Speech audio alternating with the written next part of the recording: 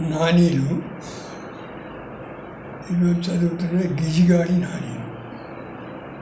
తప్పుడు పనులకు సంకేతం భయం, భక్తికి సంకేతం మనస్సు ప్రశాంతత.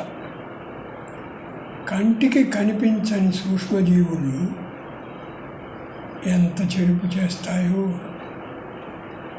ఎక్కువ స్వార్థం చెరుపు చేస్తూ తక్కువ స్వార్థం పనులు నెరవేరుతాయి. ఆటలు శరీరానికి ఆరోగ్యం, పాటలు మనసుకు ఆహ్లాదం.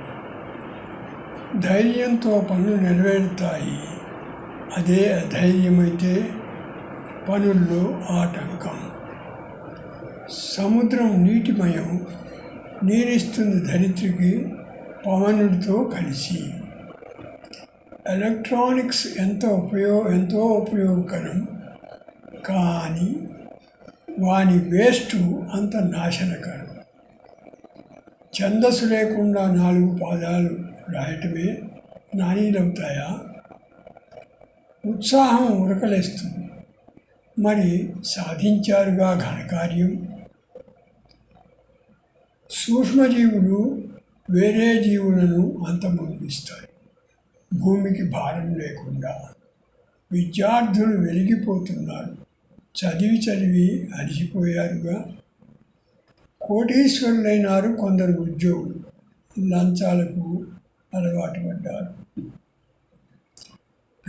ప్రభుత్వ ఉద్యోగం కావాలంటారు, సంపాదనకు సోమర్థనానికి. మిణుగురు పురుగులు రాత్రులు మెరుస్తూ ఉంటాయి, మెరుపు నిరుపయోగం.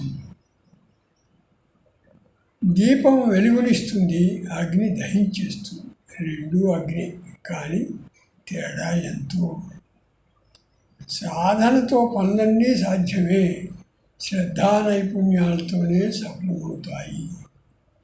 ముద్దాడితే పోయేదేముంది, ఏమీ పోదు, కాకపోతే ఎంగిలవుతుంది.